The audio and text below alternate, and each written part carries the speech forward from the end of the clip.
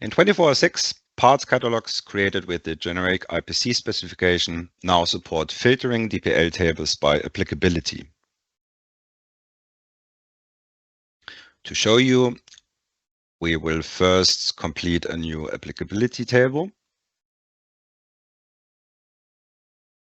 just with sample values.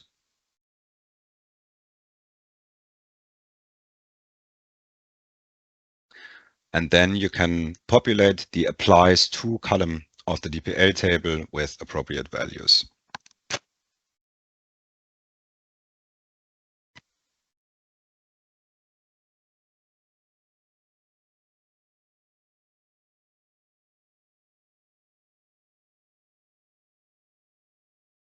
You can also specify the legend that will be displayed below the DPL table in the publication. We'll see that in a second.